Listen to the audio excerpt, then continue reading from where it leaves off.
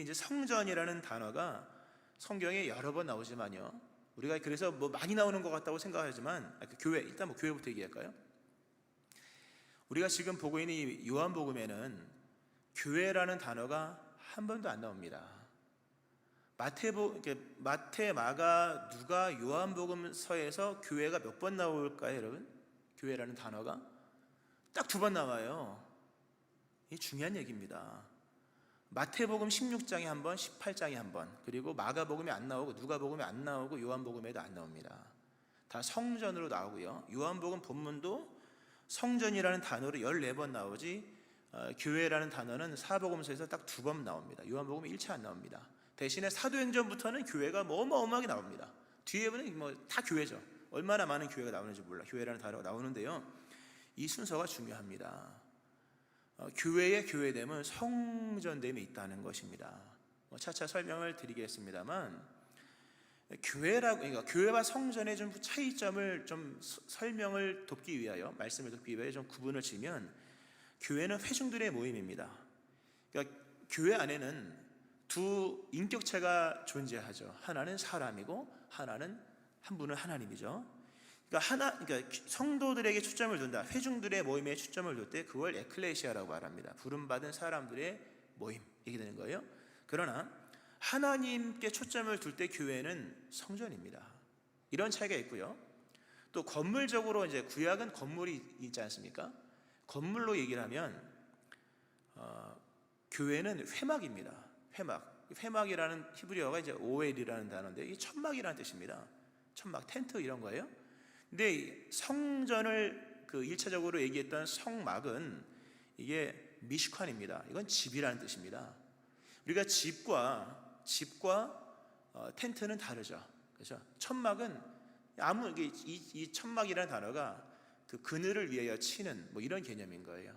그러니까 교회를 만약에 구약 창세기 40장에 보면, 거기 보면 이런 말씀이 있습니다. 구름이 회막에 덮이고 여호와의 영광이 성막에 충만하며, 이렇게 나옵니다. 회막과 성막을 딱 구분해서 해요. 근데 회막은 말 그대로 천막이고 텐트입니다. 그건 아무나 누구나 와서 쉴 수 있는 곳입니다, 개념상. 그러나 이 성막이라고 하는 성전의 그림자죠. 성막이라고 하는 미슈카는 주인 있는 집을 얘기하는 거예요. 우리가 교회를 얘기할 때, 교회는 성도들의 모임 개념입니다. 그러니까 교회를 교회론적으로만 접근하면 나중에 저 멀리 떠내려갈 수 있는 거예요. 그러나 교회를 성전의 개념으로 접근하면 교회는 하나님의 집입니다. 하나님의 집이다. 이게 성막, 미슈칸이요, 이거를 성전으로 얘기하면 이게 바이트라고 하는 이제 히브리어인데, 이게 이제 연계형으로 하면 베트고, 그러니까 이제 베델 이러잖아요. 베델, 하나님의 집. 그러니까 성전이 뭐냐? 성전은 사람들만 잔뜩 모여 있는 곳이 아니라 거긴 하나님의 집이다, 이렇게 되는 겁니다. 근데 이 개념을 우리가 붙잡아야 되는 겁니다. 말씀드렸듯이 오늘 설교 제목이 부활하신 그리스도를 통해 다시 세워진 교회가 아니라, 부활하신 그리스도를 통해 다시 세워진 교회, 성전이라는 개념 속에서 교회를 다시 이해하셔야 돼요. 이거는 부흥이라고 하는 부분을 모두가 갈망하고 있는데, 이 부분을 빼놓으면요, 이건 부흥이 아닙니다. 악인들의 모임은 멸망의 이 집합소가 되는 거잖아요. 그러니까 결국 인간의 의로움은 사람의 행위에 있는 것이 아니라 거기에 주님이 계셔야 되는 것이기 때문에, 성전이라는 개념 속에서 교회가 재정립되지 아니하면 교회마저도 위험한 거예요. 오늘 특별히 이제 본문이 굉장히 좀 시점이 착오적인 느낌이 들죠. 본문이 예수님께서 6월절에 들어가서 예루살렘에 들어가시는 장면이죠. 예수님께서 6월절에 예루살렘 성전에 들어가셨다, 이게 나오거든요. 본문이 예수님이 십자가 지시기 전 약 일주일 전에 예루살렘 성전에 들어가셔서 채찍 만들어서 막 휘두르시면서 양 내쫓고 소 내쫓고 비둘기 내쫓으면서 그거 파는 사람들 내쫓고, 당시에 세겔로서 환전되어야 되는, 그 당시 통용되는 돈이 여러 가지 있었기 때문에 환전이 꼭 필요했거든요. 보니까 캄보디아도 가면 뭐 달러도 쓰고 그 나라 리엘도 쓰고 막 그러더라고 보니까요. 그 환전상들이 있었는데 예수님이 다 둘러엎으시고 아주 굉장히 과격한 모습으로 이제 이거를 본문이 이제 나오는 거죠. 이 본문 아시지 않습니까? 근데 이게 이게 원래적으로 하면은 사순절에 했어야 됩니다. 이 본문의 설교는, 그렇죠? 본문의 설교를 하려면 예수님 십자가 지시기 전에 성전 정화 사건의 개념으로서 본문을 설교를 해야 됩니다. 맞죠? 그러나 만약에 이제 마태복음 21장에도 나오고 본문이, 마가복음 11장에도 나오고 누가복음 19장에도 나옵니다. 거기에서의 배열은 다 십자가 지시기 전에 위치를 다, 이 본문의 위치를 약간 연대기적이죠. 십자가 지시기 전에 본문을 딱 배열해서 요거 읽고 그 다음에 순환 읽고 십자가 읽고 부활 읽고 이런 식으로 전개가 되는데요. 근데 요한복음은 안 그래요. 요한복음도 예수님의 십자가 이야기가 나오는데, 십자가 말씀이 나오는데요. 예수님의 기도가 끝나고 난 이후에 뒷배는 17장 18장이 돼야 이제 십자가 나오잖아요. 근데 이거를 거기다 배열하지 않고서 이거를 1장 다음에 2장에다 배열했다고 하는 것은 목적이 다르다는 거예요.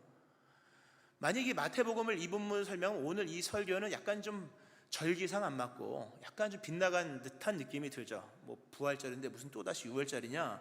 근데 본문은 안 그런 거예요. 이거 요한이 쓴 겁니다. 요한이 이 내용이 이런 거예요. 오늘 말씀을 먼저 보면은 죽은 자 가운데서 살아나신 후에야 제자들이 이 말씀하신 것을 기억하고 성경과 예수께서 하신 말씀을 믿었더라 이렇게 나옵니다. 무슨 얘기냐면 요한이 예수님의 사랑하시는 제자, 예수님의 깊은 내면을 알고 있다고 말하는 요한이 예수님과 동행하면서 예수님이 예루살렘에 입성하실 때 이 장면을 본 거죠. 부활 전에, 십자가 지시 전에. 근데 이해가 안 되는 거예요. 뭐 이해가 안 돼도 말은 하지 않았지만 뭐 이해가 안 돼도 믿긴 믿었죠. 그러나 잘 이해가 안 된 겁니다. 너무 예수님이 과격하시고 뭐 그 정도까지 하실 게 있나, 왜 채찍을 휘두르시고 양을 소를 내쫓고 환지상을 둘러 엎으시는 장면을 보면서, 특별히 예수님 오늘 보면 이 성전을 막 허물라 이렇게 무시무시한 얘기 하잖아요. 이해가 안 됐던 거예요. 그런데 시간이 지나고 부활이 있고 난 이후에 이게 드디어 이해가 된 거죠. 그 요한이 이 성경을 성경은 다 부활 이후에 기록한 거니까 부활 이후에 성경을 기록하면서 이 사도 요한이 제일 먼저 쓰고 싶었던 본문이 이 본문이라는 거예요. 부활 이후에 쓰고 싶은 말이 얼마나 많겠습니까? 그렇잖아요. 근데 요한이 일단 제일 먼저 예수님이 누구신지, 예수님은 로고스고 하나님의 본체이시며 하나님과 동등됨이신데 말씀 육신대 우리 가운데 거하시고 뭐 이렇게 예수님의 성육신 사건을 쭉 얘기하고 가나 혼인잔치를 먼저 한번 얘기합니다. 그것도 본문과 연결된 거예요, 실상은요. 그리스도 예수께서 장차 우리에게 주어질 구원의 참 기쁨과 영광을 미리 맛보시는 분으로서, 이렇게 요한복음 2장에 가나 혼인잔치를 먼저 기술하고, 그리고 급한 정말 이 감격과 급한 기쁨의 감격 속에서 기록한 것이 본문이라는 거죠. 그래서 이 본문이 부활절에 봐야 될 본문이요, 그리고 교회를 얘기할 때 빼놓을 수 없는 본문이며, 특별히 이게 이제 정황, 우리 삶의 정황 얘기했었는데요, 지난번에. 이게 사도 요한이 이 요한복음과 요한 1, 2, 3서 요한계시록을 쓸 때 굉장히 뒤늦게 썼습니다. 이미 교회들이 굉장히 많았다는 거죠. 수많은 교회들을 보면서 요한이, 또 수많은 교회의 성도들을 보면서 아니다 싶은 것을 체크를 했는 거예요. 그러니까 요한계시록을 보면 7교회에 대한 내용이 이렇게 아주 구체적으로 나오지 않습니까? 그러니까 교회가 어마어마하게 많아졌고, 큰 교회, 작은 교회, 뭐 메가처치도 있고, 뭐 개척교회도 있고 했는데, 전체적인 걸 보면서 이 교회가 빗나갔다, 좀 빗나가고 있다. 그러면서 교회가 무엇을 추구해야 되는지에 대한 부분들을 요한계시록에도 1, 2, 3, 7교회에 대한 얘기를 쓰는 것이고, 본문도 지면의 가장 앞부분에 이 교회에 관한 얘기를 쓴 거죠. 근데 놀랍게도 교회에 관한 얘기를 하면서 교회라는 용어를 전혀 쓰지 않고 성전이라는 단어를 썼다는 것이 중요합니다. 그러니까 이 성전이라는 개념 안에서 교회는 새로워 져야만 한다. 자칫 사람의 모임으로 끝날 수 있는 교회에 대한 바른 이해를 잡아야 될 거 아니겠습니까? 교회가 뭐냐 할 때 뭐 저마다 얘기하는 게 얼마나 많습니까? 그러나 성경으로 돌아가서 성경은 교회가 무엇이냐라고 얘기할 때 요한서신에서는 교회는 성전입니다, 이렇게 얘기를 합니다. 그러니까 오늘날에 교회를 생각하면서 거의 잊고 있었던, 교회를 교회로서만 생각하잖아요. 회중의 모임으로만 생각하지 않습니까?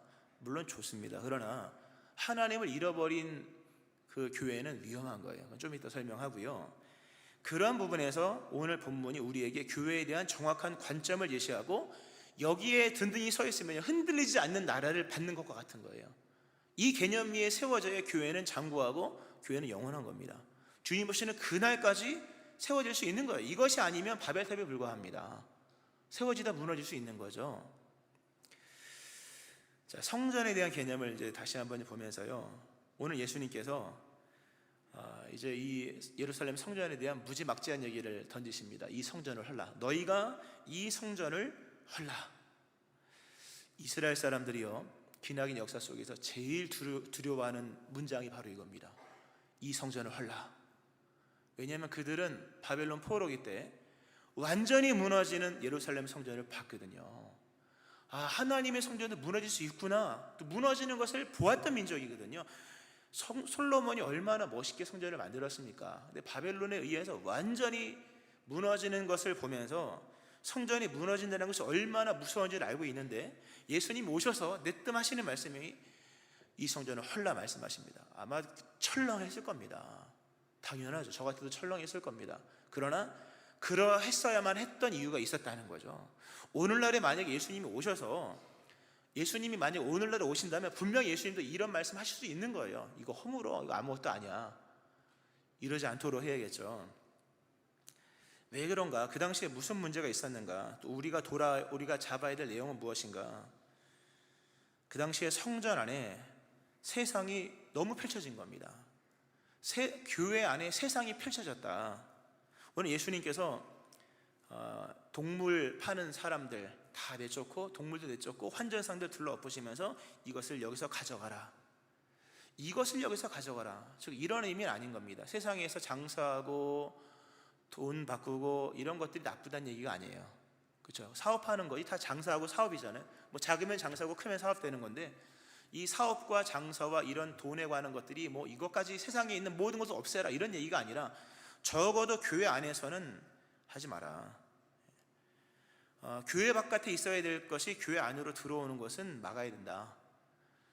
성전 안에서 행하는 장사는 있을 수 없다. 장사가 나쁜 것은 아니죠. 장사가 있어야 우리가 먹고 살죠. 그러나 교회 안에까지 들어오는 것은 안 된다.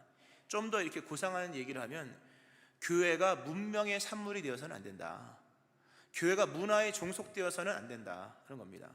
이 본문에 나와 있는 이 성전은 헤롯이죠. 헤롯 대왕이라고 하는, 헤롯 1세라고 할까요? 헤롯 대왕이 주전 BC 20년 또는 19년에 성전 확장 공사로서 시작된 성전입니다.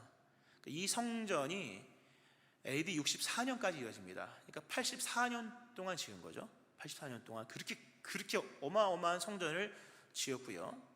굉장히 정치적으로 지었고, 또 민심을 얻기 위해서 지었기 때문에 이 수르바벨이 지었던 지성소의 그 안에 있는 것 빼고는요 거의 다 해체했습니다. 완전히 해체해서 헬레니즘, 그러니까 그리스 방식의 성전 플러스 로만틱이라고 하나요? 로마 양식을 접목을 해서 그 헬라의 아고라 광장, 토론 광장 유명하죠? 아고라 광장 같은 모습으로, 또 그런 거 하면 로마에 가면 그 뭡니까, 이 포rum이라 그래서 넓은 광장 같은 걸 만들어요. 거기서 여러 행사도 하고 얘기도 할 수 있도록 그런 방식으로 지금 예루살렘 성전을 짓고 있는 겁니다. 그러니까 어마어마하게 짓는 거죠. 그러니까 지성소 빼고 거의 다 뜯었다고 보면 되는 거예요. 뜯어서 헬라식으로 또 로마식으로 아고라도 만들고 포rum도 만들고 하면서 어마어마한 성전을 만들고, 그리고 이방인의 뜰을 엄청나게 넓혀서 거기에서 이런 장사나 이런 것들이 가능할 수 있도록, 뭐 좋습니다. 뭐 좋아요. 나쁘다고 말할 수 없죠. 그 필요한 거니까. 근데 문제는 뭐냐 할 때요, 너무 그쪽으로 치달아서 결국 이 내용은 뭐 이렇게 보면 뭐 사람들을 뭐 서비스하고 뭐 좋은 것이지만 문화의 산물이라고 하는 겁니다. 이 발상 자체가, 접근 자체가 문제였다는 거죠. 문화라고 하는 거, 인간은 근본적으로 끊임없이 진보하고 향상하려는 그 인간의 정신적인 추구가 있잖아요. 거기에서 문화가 나오는 거고, 그렇게 추구하다 보면 문화만 만드는 게 아니라 물질을 만들면서 그 물질의 질서, 이게 문명이라고 하잖아요. 이게 학적인 얘기죠.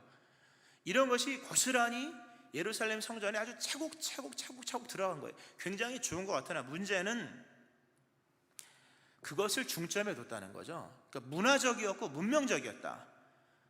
바꿔 말씀드리면 예루살렘 성전 자체가 문명에 종속되었고 문화에 종속되었고 뭐 좋습니다. 좋다고 쳐요. 문제는 세상에 대한 개방성은 영적 세계에 대한 폐쇄성을 가져올 수 있다는 것을 명심하셔야 됩니다.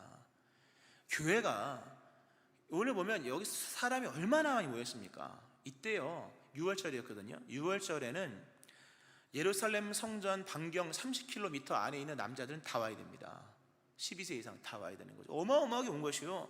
뭐 반경 30km뿐만 아니라 주변에 여러 인근에 있는 멀리 있는 또 디아스포라 흩어진 유대인들도 왔기 때문에 숫자로 말하면 어마어마하고 이때 들어온 세입과 성전의 헌금은요 이거는요 뭐 어마어마한 겁니다. 사실 그 부흥이잖아요 이 정도면. 그런데 외형적으로는 부흥이지만 너무 세상에 대한 개방이 너무 강하다는 거죠. 그래서 영적인 세계에 대한 폐쇄성이 생겼다는 거예요. 하나님의 이야기를 담아낼 수 없었다는 겁니다. 그러니까 교회가 뭐가 부흥이냐? 숫자가 늘어나는 게 부흥이고 재정이 늘어나는 게 부흥이라면 우리는 부흥한 거죠 지금요. 지금은 부흥한 거죠. 또 더 부흥하겠죠. 할 줄로 믿고요. 또 하기를 바라고요. 그러나 영적인 이야기를 안 하고 부흥을 얘기한다는 것은 이건 잘못된 얘기입니다.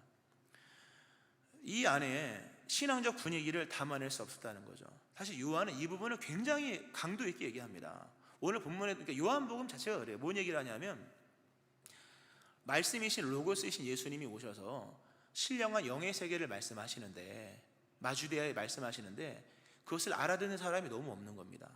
오늘 예수님께서 이 성전을 허물라 내가 다시 세우리라 이는 성전은 자기 육체를 가리켜 말씀하심이라. 그러니까 당연히 못 알아듣죠. 심지어 제자들도 못 알아들었다는 거죠.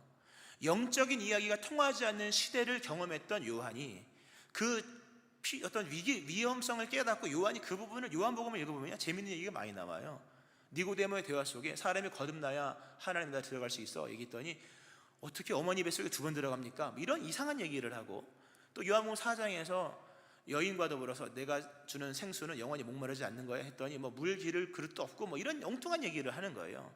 또 뒷부분에 가면 뭐 여러 얘기 나옵니다. 뭐 죽은 나사로 살리러 가자 잠잔다 했더니 잠들었으면 깨울 수 있겠네 이런 말도 안 되는 얘기가요. 시간관계상 여기까지만 하겠습니다. 이게 쭉 나오는 거죠. 무슨 얘기냐면 영적인 것들을 담지 못하는 시대, 영적인 것들을 담아내지 못하는 교회, 영적인 이야기를 전혀 깨닫지 못해서 다 허튼 소리만 하고 있는 이 시대상을 본문이 얘기하고 있는 거예요. 본문 자체가 이 예루살렘 성전 자체가 영적인 이야기가 없는 성전이었다. 하나님의 이야기를 담지 못했다. 세상적으로는 여러 서비스가 있었고 뭐 화려하고 굉장했고 많은 사람을 수용할 수 있었으나 그리스도 예수와의 단 한마디도 통하지 않았던 영적인 폐쇄성이 너무 짙었다는 거죠. 너무 짙었다는 거예요. 그런 허무입니다. 하나님이요. 우리 교회가 부흥한다 할 때 뭐가 부흥이냐? 영적인 이야기가 통해야 됩니다. 가장 은혜로운 얘기는 십자가이어야 되는 거예요.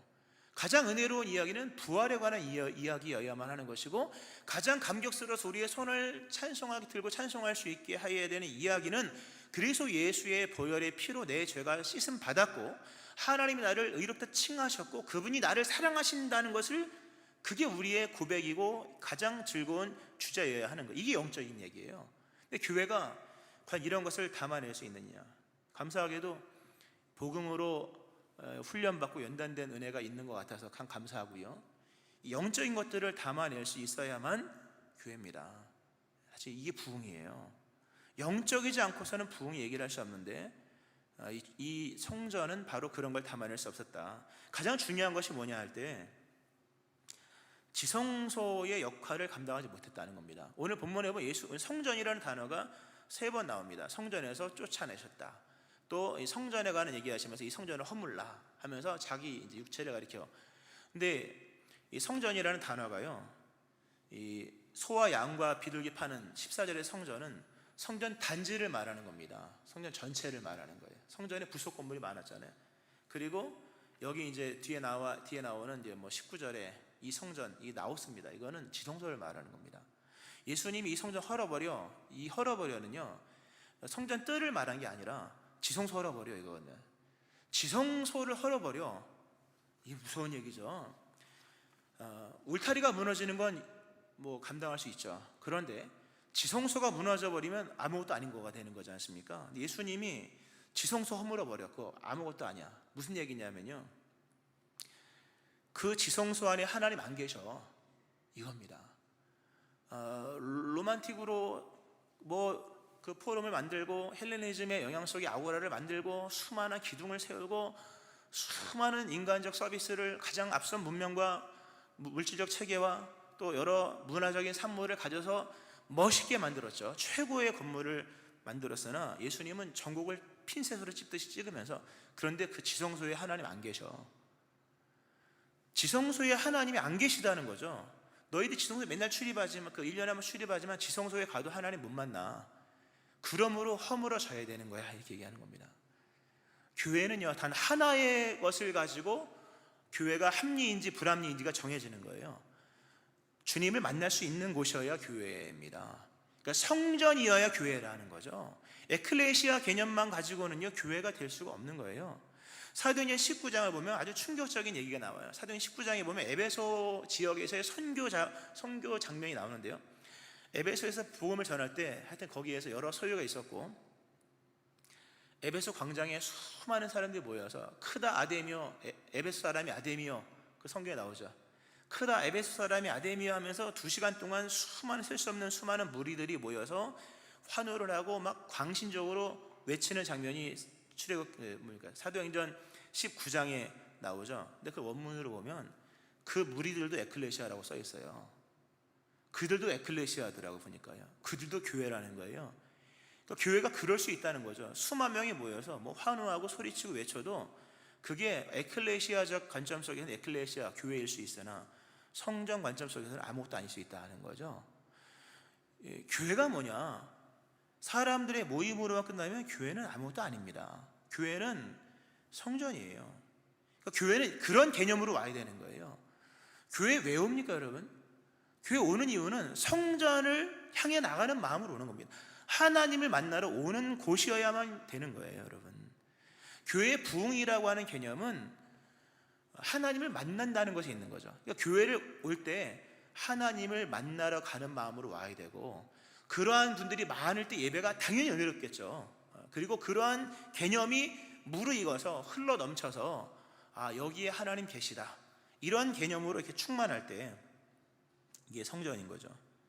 그러니까 지성소가, 이 당시에 지성소가 하나님을 만날 수 있는 유일한 곳이잖아요. 성경상에서 하나님이 자신을 만날 수 있도록 유일하게 허락하신 것이 지성소인데, 그 지성소가 기능을 상실하여서 하나님도 안 계시고 만날 수도 없다면 무의미한 거죠. 교회는요, 사람들의 모임이 아닙니다, 여러분. 하나님을 만날 수 있는 유일한 곳, 물론 거기엔 예수님이 계셔야 되지만 그런 개념 속에서 교회를 재정립해야 되는 거예요. 하나님에 대한 개념 속에서 교회를 정립하고 하나님을 만나는 곳으로서, 하나님을 위한 찬송으로서, 하나님을 위한 섬김으로서, 이런 개념으로 정립되어야만 이게 바른 교회고, 이것이 뭡니까? 여기서 교회가 세워진다고 하는 거죠. 특별히 오늘 예수님께서 아주 중요한 성전된 자기 육체를 가리켜 말씀하십니다. 교회는 그리스도 예수 안에서, 예수로 말미암아 부름받은 곳이요, 예수 안에서만 하나님을 만나는 곳입니다. 그러니까 오늘 본문에 예수님이 말씀, 내가 지성소야, 이거예요. 내가 지성소. 이 지성소, 더 이상 예루살렘 성전인 지성소는 하나님 안 계시고 만날 수도 없어. 이제는 하나님을 만나는 지성소는 바로 나야. 그러니까 예수님을, 하나님을 만나는 유일한 지성소로 여기면서, 단순히 예수 믿는다는 개념이 믿습니다라는 개념이 아니라 예수님을 통하여 하나님을 만나는 거예요, 여러분. 그 개념 위에서, 복음 안에서 하나님을 만나고 하나님에 대한 개념을 재정립하고 하나님께로 나아가는 그러한 교회, 이게 부흥하는 교회라는 거예요. 잘 믿고 깨닫기를 축원합니다. 말씀했습니다. 교회는 에클레시아이면서 동시에 성전입니다. 사람들이 많이 모인다고 교회가 아닐 수도 있습니다. 그러므로 모두가 다 이 성전에 대한 개념을 다시 붙들고, 그러므로 예수님이 가장 중요한 거예요. 왜? 예수님이 마지막 지성소예요. 유일한 지성소. 예수를 잘 믿는 교회, 그리고 잘 믿는다고 하는 것은 예수님을 통하여 결국 하나님께로 나아가고 하나님을 만나는 교회. 이런 모습 속에서 교회는 날마다 새로워지는 거예요, 여러분. 우리가 새로운 교회, 새로운 10년 부흥하는 교회 했죠. 부흥은 다른 말로 말씀드리면 새로움입니다. 이건 뭐 긴 얘기입니다만 성경의 부흥의 얘기들을 쭉 읽어보면 다 새로움이 동반됩니다. 사무엘의 미스바 내성에 사사시대의 어둠을 깨는 새로운 아침의 부흥이요, 또 다윗 시대의 부흥, 사울왕의 그 미치광이 사울왕의 영적으로 암울했던 그 다윗이 깨잖아요. 새로운 시대가 온 거죠. 에스라 느헤미야 포로기 이후를 정리하고 새로운 말씀의 두루마리와 더불어서 새롭게 열려졌던 새로운 시대. 교회는 날마다 새로워져야 됩니다. 새롭지 않은 것은 부흥이 아니고 새롭지 않은 것은 안 되는 거예요. 근데 새로움은 헤아리는 없습니다. 새로움은 오직 하나님밖에 없는 거예요. 모든 새로움의 역사는 부흥의 역사이며 부흥의 실체는 하나님이 계셨다. 우리 교회가 그리스도 예수님을 잘 믿고 하나님을 만나는 가운데 하나님으로 인하여 심령이 새로워지고 교회가 새로워지고 날마다 부흥하는 교회, 정말 거기 가면 주님 만날 수 있다. 그리스도 예수와 더불어서 주를 만나는 기쁨이 충만하다. 이런 교회, 부흥하는 교회 함께 섬기며 세워가기를 주의 이름으로 축원합니다.